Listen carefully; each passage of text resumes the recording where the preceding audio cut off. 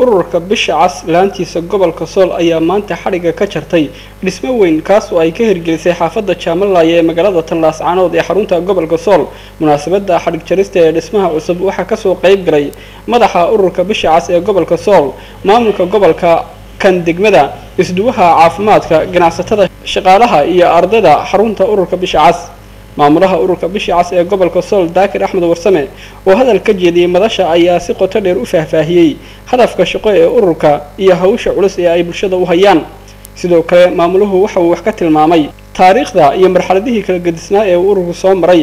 maamulaha ururka bisha cas Daakir Axmed Warsame oo ka hadlayay ujeedada dhismaha weyn ee haatan xariga laga jaray ayaa cadeeyay in looga gol leeyahay sidii ururku dhaqaale u heli lahaa si looga kaaftoomo ilaha dhaqaale ee ay haatan ku tiirsan yihiin. ururku himiladiisa fogi waxa weeye ururku waa urur qarameed, urur waliga tagaya maaha, urur waligii waa urur idinka ka mid ah weeye. ururka ujeedadiisu waxa weeye in la helo bulsho xoogan oo ka jawaabi karta marka wax dhacaan, inay ka jawaabi karta himiladiisa ugu fog aan higsanaa wata.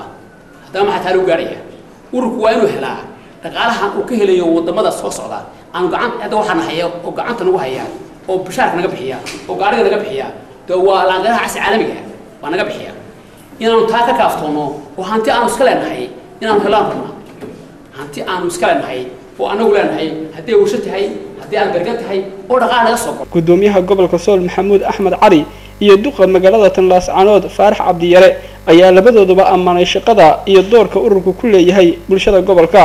si kastaba ha ahaatee dadkii madasha ka hadlay ayaa ka marakacay waxqabadka muuqda ee ururka iyadoo ay ganacsatada ballan qaadeen in ay diyaarin doonaan qorshe lagu taageerayo howlaha ururka.